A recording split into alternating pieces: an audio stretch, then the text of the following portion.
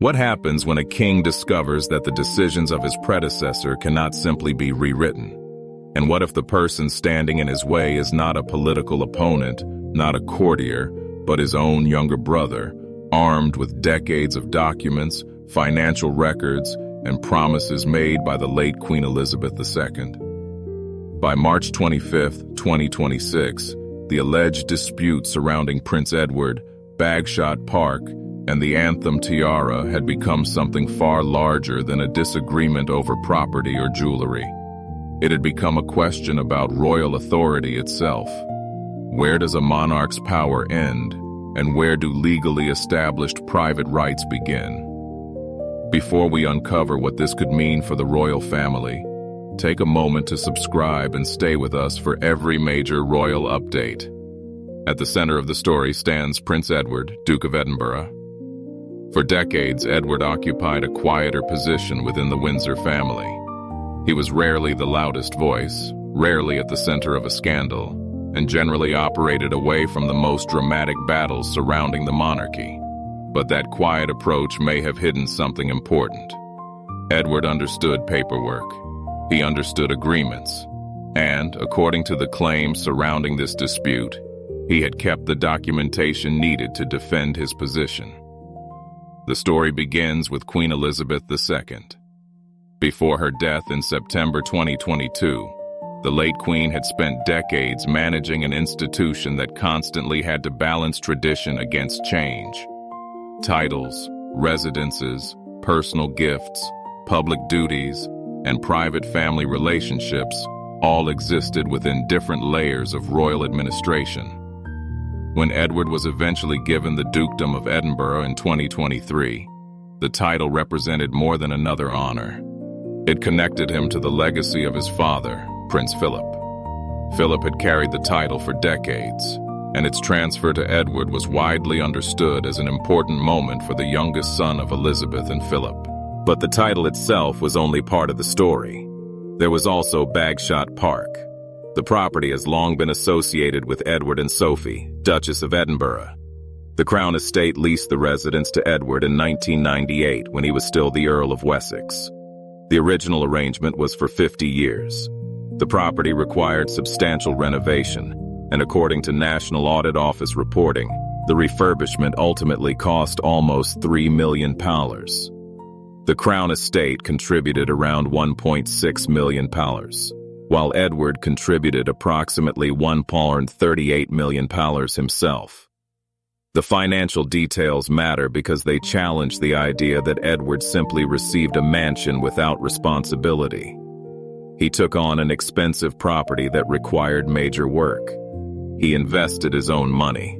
And years later, in 2007, his company paid $5 million to extend the lease to 150 years. Those details have since become central to the wider debate surrounding Bagshot Park. The residence is not simply a symbolic royal house. It is tied to a long-term contractual arrangement. And that distinction becomes extremely important when questions arise about who can control it. The modern controversy intensified because of a broader debate about royal finances and property arrangements. The Crown Estate manages a complicated collection of assets connected to the monarchy, while individual members of the royal family can have very different arrangements depending on whether a residence is privately owned, leased, or provided for official duties. That complexity has already attracted public scrutiny. Prince Andrew's Royal Lodge arrangement, for example, has received intense attention because of the different financial terms involved. Edward's situation is different. His Bagshot Park lease was negotiated decades earlier, renovated under documented terms, and later extended. According to the claims behind this story, however, palace discussions in 2026 raised questions about whether the property should continue to be treated in the same way. That is where the alleged confrontation begins. The argument was no longer simply about a house. It was about whether the monarchy could revisit arrangements made by previous generations. And Edward was apparently prepared to challenge that idea. His position, according to the narrative, rested on several layers of documentation. First came the original lease. Then came the financial records demonstrating the money he had invested into the property. Then came the later lease extension. And finally came the alleged documentation connected to Queen Elizabeth's wishes concerning the relationship between the Edinburgh title and the property. That final element would become particularly controversial. Because if a monarch makes a personal decision, what happens when another monarch takes the throne? Does tradition automatically override the original decision? Or do contracts, deeds, leases, and private gifts continue to carry legal force? That was the question hanging over the dispute. And then the story took an unexpected turn. The property controversy was allegedly accompanied by another dispute involving Sophie. At the center of that second confrontation was the Anthem tiara. The tiara has a deeply personal connection to Sophie because it was created for her wedding in 1999. According to the account, Queen Elizabeth commissioned the piece for Sophie, making it closely associated with the Duchess from the beginning of her public life inside the royal family. For years, the tiara became one of Sophie's most recognizable pieces of royal jewelry. That personal history transformed what might otherwise have been an administrative question into something much more emotional. Was the tiara a private gift? Or was it ultimately part of the crown's wider collection? Those two definitions lead to completely different consequences. If it was a private gift, then the person who received it could have personal ownership. If it was crown property, then its use could be controlled by the institution. The distinction is crucial because royal jewelry does not all have the same ownership status. Some pieces are privately owned. Others belong to the monarch. Some are held by the crown and loaned for official occasions. That complicated system means that an audit does not automatically prove that an item is being taken away. But according to the claims surrounding this story, the audit of Sophie's jewelry created fears that the boundaries between private gifts and institutional assets were being redrawn. Edward's response was reportedly immediate. His legal team pointed to documentation allegedly showing that Elizabeth had intended the tiara to be a personal wedding gift. If that documentation exists in the form described, then the argument becomes much stronger. Because a monarch's personal gift is fundamentally different from a temporary loan from a royal collection. And Edward's supporters saw a wider principle emerging. If one private gift could suddenly be reconsidered years later, what would prevent other gifts from being reviewed? The dispute therefore became larger than one piece of jewelry. It became a debate over trust. What does a royal gift actually mean? What does a signed agreement mean? And how much authority does a later monarch possess over decisions made by a previous sovereign? Those questions brought Prince Edward into direct conflict with the direction of the modern monarchy. King Charles III has spent much of his reign emphasizing efficiency, financial responsibility, and a more streamlined institution. The monarchy has become smaller. The number of working royals has declined. Public scrutiny of royal expenditure has increased, and every residence, allowance, and privilege is increasingly examined through the lens of accountability. From Charles's perspective, a modern monarchy cannot simply maintain every historic arrangement because it has always existed. But Edward's position, as presented in this story, was different. He was not asking for a new privilege. He was defending arrangements that had already been established. That difference could determine everything. Imagine the tension inside the palace. On one side stands a king attempting to modernize an institution. On the other stands a brother arguing that modernization cannot erase contractual commitments. Neither position is necessarily simple, and that is what makes the story so compelling. Because this was never simply a battle between good and evil. It was a collision between two interpretations of royal authority. Charles saw institutional responsibility. Edward saw legal protection. Sophie saw a personal gift connected to the woman who had become an important figure in her life. And Princess Anne, according to the narrative, saw something even bigger. She saw precedent. Anne has spent decades cultivating a reputation for discipline and duty. She has generally avoided the public drama that has surrounded other members of the family. So when her name enters this alleged dispute, it changes the atmosphere. The story claims Anne eventually confronted Charles over the wider implications of challenging decisions made by their mother. Her argument was not simply about Edward.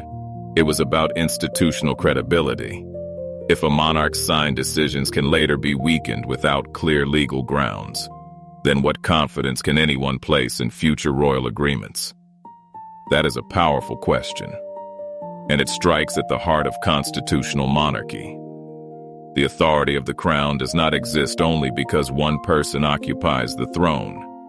It exists because institutions, laws, conventions, and historical agreements create continuity from one reign to another.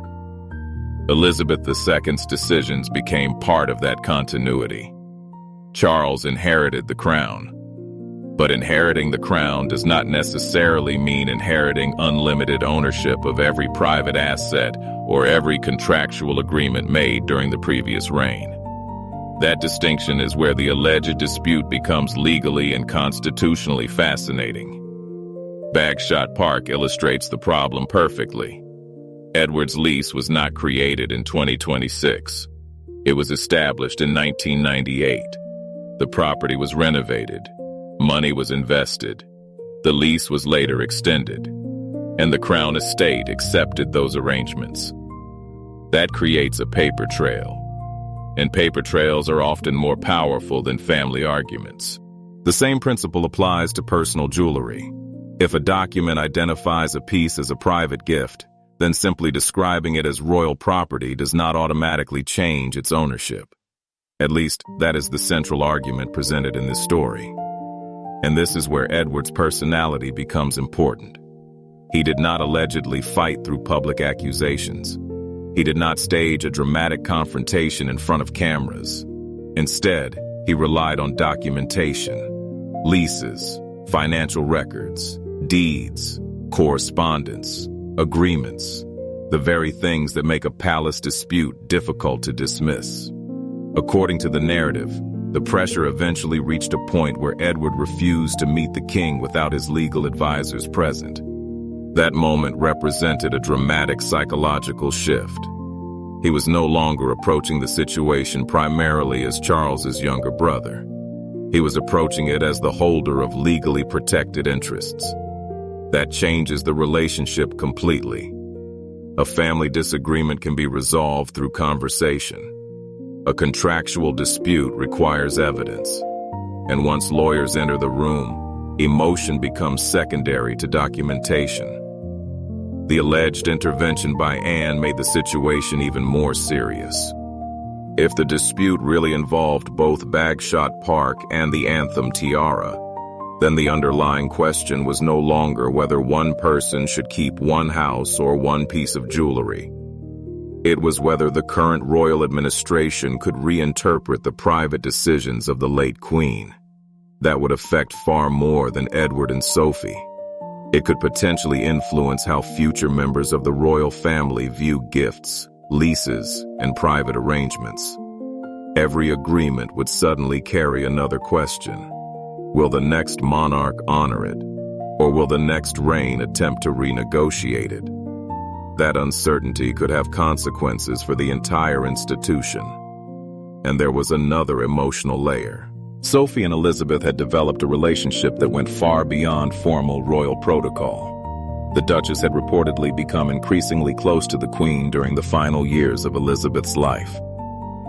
After Prince Philip's death in 2021, members of the family were forced into new roles. Elizabeth was aging. The family structure was changing. And Sophie became one of the people who supported the Queen during that difficult period. That history makes the idea of challenging a personal gift particularly sensitive. To the public, a tiara may look like an object. Inside a family, it can become a memory, a wedding day, a relationship, a connection to someone who is no longer alive. That is why royal jewelry disputes can become so emotional. The monetary value is only one part of the story. The symbolic value can be much greater, and the same is true of Bagshot Park.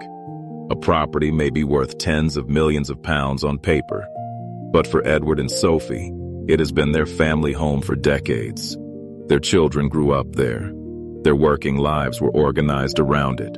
The house became part of their identity as the Edinburgh family. So the alleged challenge to their position was never simply about real estate. It was about security, continuity, and independence. The situation reportedly reached its critical stage on March 25, 2026. Edward's legal position was presented as exceptionally strong. The documents were reportedly reviewed. The competing arguments were considered. And the palace eventually faced a difficult choice: continue the challenge and risk turning a private disagreement into a major public controversy, or step back. According to the story, the palace chose the second option. The Anthem Tiara remained with Sophie. The review of Bagshot Park was reportedly brought to an end, and the position of the Edinburgh household was effectively preserved.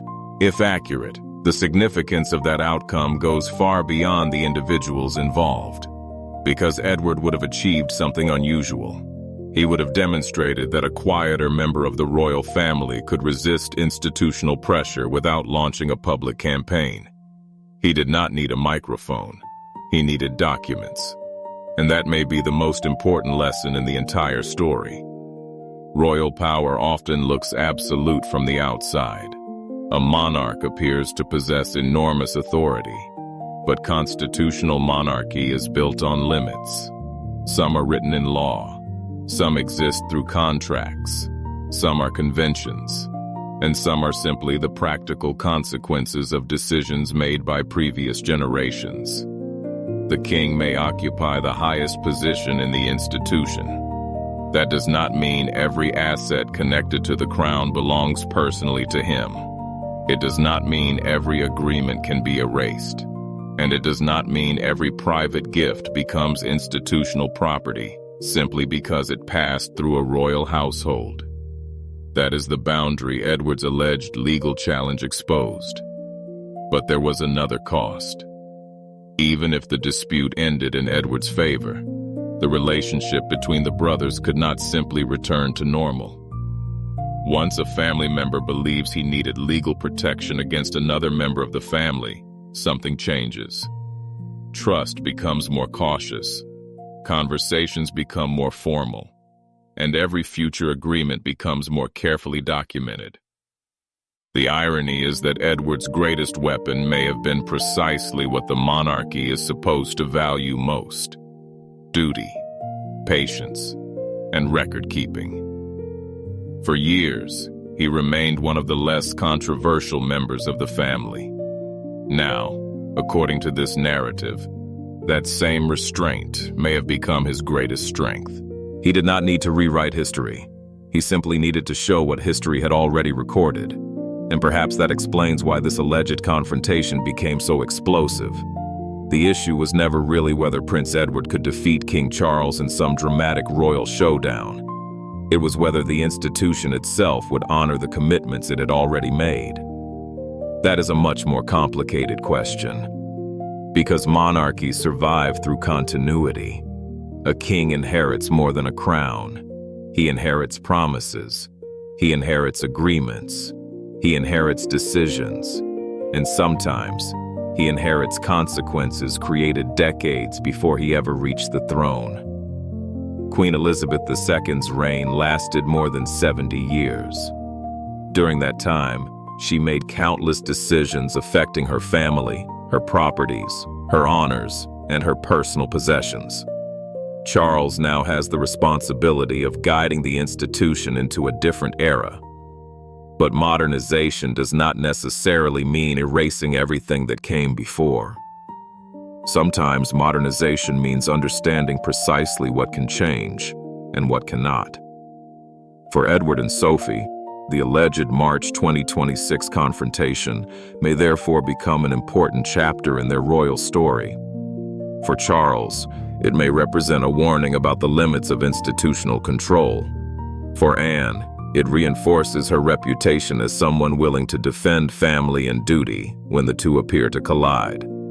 And for the wider monarchy, it raises a question that cannot easily be dismissed.